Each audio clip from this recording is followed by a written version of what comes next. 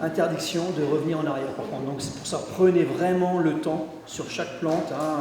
Sauriez-vous faire la différence entre une branche de sapin, de pin ou d'épicéa, ou identifier telle ou telle plante, telle ou telle fleur? C'est l'objectif du concours de reconnaissance de végétaux Grand Est organisé ce mercredi à l'école d'horticulture et de paysage de Reville-aux-Chênes par l'interprofession française de la discipline, mais aussi de la fleuristerie et du paysage.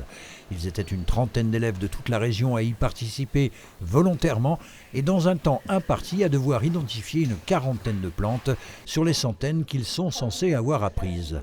Savoir reconnaître les arbres, les fleurs ou les plantes, des connaissances fondamentales si l'on veut, à l'heure du réchauffement climatique, tenter d'améliorer les choses. L'écologie, c'est l'étude du milieu. Ça commence par la connaissance, parce qu'on ne reverdira jamais si on ne sait pas reconnaître les végétaux, si on n'a pas des notions de botanique, si on ne sait pas dans quel milieu les plantes sont capables de s'épanouir. Il y a un réel attrait quand même pour le jardin depuis le Covid et l'effet Covid. Les gens se réintéressent énormément à leur jardin comme une pièce supplémentaire à vivre et il y a quand même un engouement quand même pour la plante. Un engouement certes, mais famille, genre, espèce, nom commun, pas toujours évident pour le profane de s'y retrouver. Et même d'ailleurs pour nos futurs professionnels. C'était compliqué, ouais, en effet. J'ai pas assez travaillé la liste, malheureusement.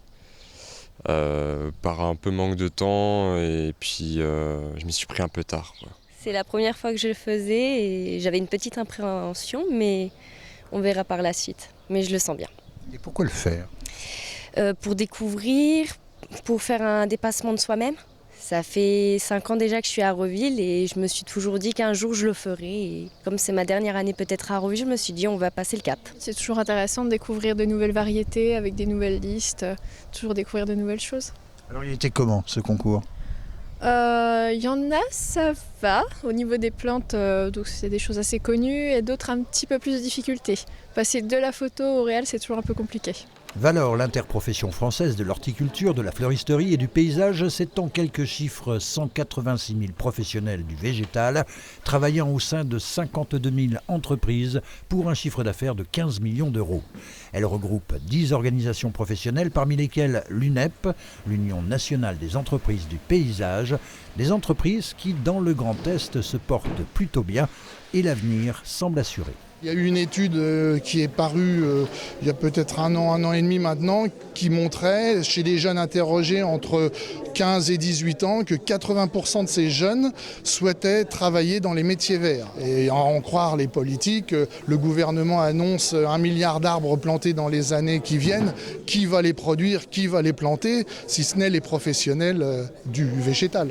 Certains de ces jeunes, une fois dans la vie active, participeront à cette tâche d'envergure, même s'ils ne parviennent pas jusqu'à la finale nationale du concours de reconnaissance de végétaux qui se tiendra à Lyon début décembre.